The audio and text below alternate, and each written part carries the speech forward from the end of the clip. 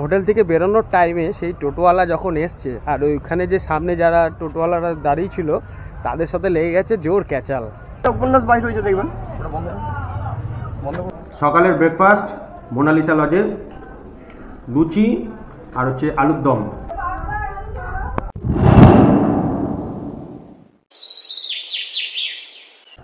Namaste, good morning, সুপ্রভাত। চলে এসেছি আবার একটা দিনে, আবার একটা নতুন সকালে আপনাদের সামনে নতুন একটা ভিডিও নিয়ে।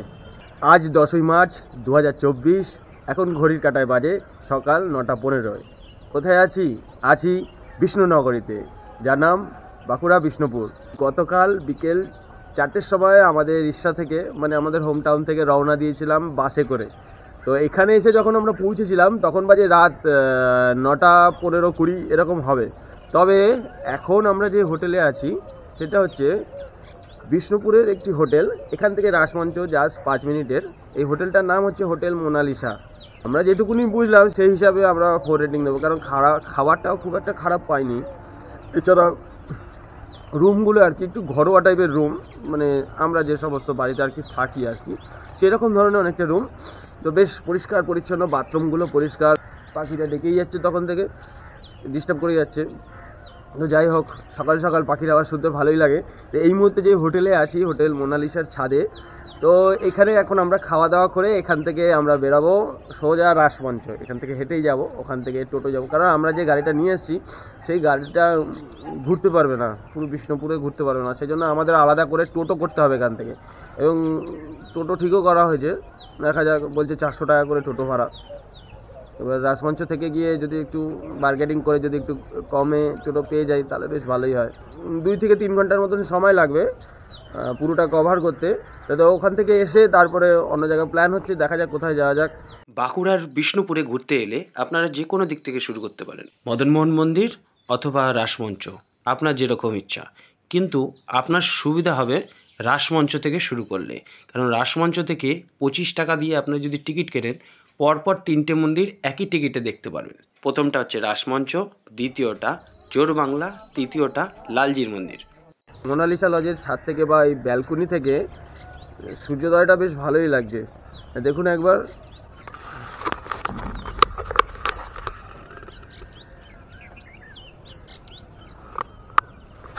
কিছুক্ষণ আগে বেশ ভালোই লাগছিল, সূর্যের তেজটা একটু বাড়াতে ঝলসে যাচ্ছে আর কি, চোখেও লাগছে।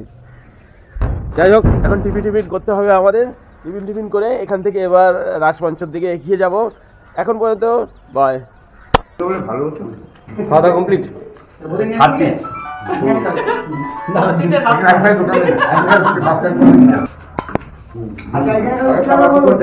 সকালের ব্রেকফাস্ট মোনালিসা লজে লুচি আর হচ্ছে আলুর দম।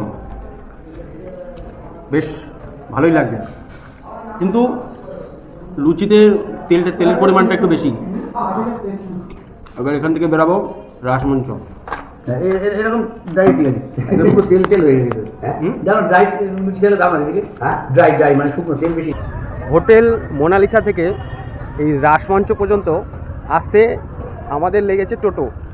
তো সমস্যাটা হচ্ছে, টোটো ভাড়া বলছিল আমাদের, টোটো মানে টোটালটা ঘুরিয়ে দেখাবে, তার জন্য টোটো ভাড়া বলছিল 400 টাকা করে। তো আমরা একটু এগিয়ে গিয়ে একজনের সাথে কথা বললাম, মানে টোটোওয়ালার সাথে। সে বললো 300 টাকা। তো কথা হয়ে গেছে, ডিল হয়ে গেছে। তারপরে যখন হোটেল থেকে বেরোনোর টাইমে সেই টোটোওয়ালা যখন এসছে আর ওইখানে যে সামনে যারা টোটোওয়ালারা দাঁড়িয়ে ছিল তাদের সাথে লেগে গেছে জোর ক্যাচাল।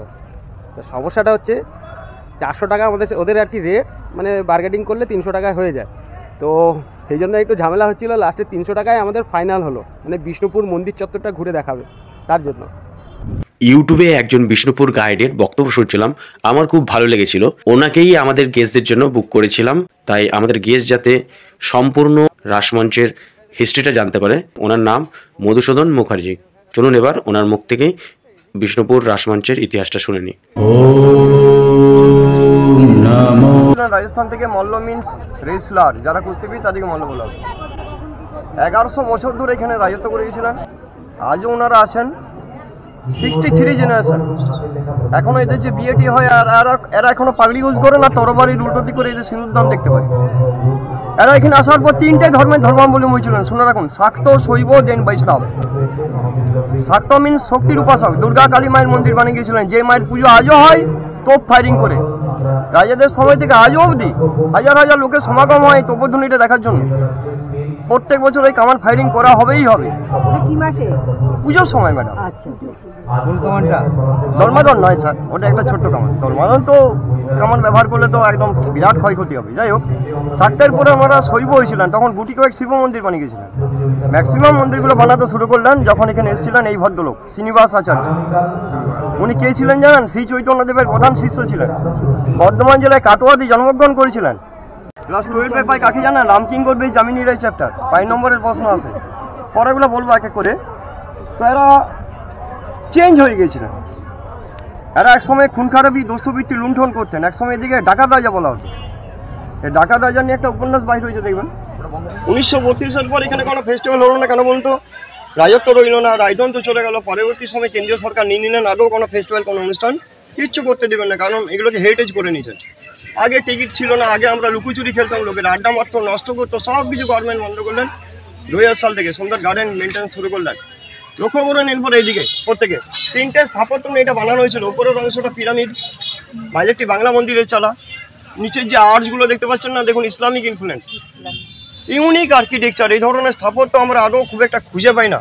আর এটা বিষ্ণুপুরের লোগো, বিষ্ণুপুরকে দেখানো মানেই রাসমঞ্চকে দেখানো হবে।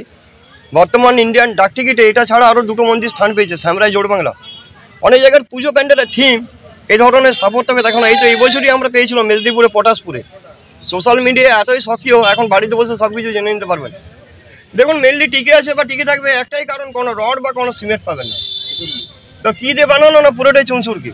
চুনসুরকিটা এইভাবে বানানো। তো দেখুন ইট, বালি, চুন, চিটে গুড়, মেথি, খয়ের, বিউলির ডাল, বাবলা গাছের আঠা দিয়ে এটাকে পচন ধরে। তবে আদৌ প্লাস্টারিংটা গভর্নমেন্ট করবেন না। দেখুন প্লাস্টারিং করলে একটা নতুনত্বের চাপ দিল।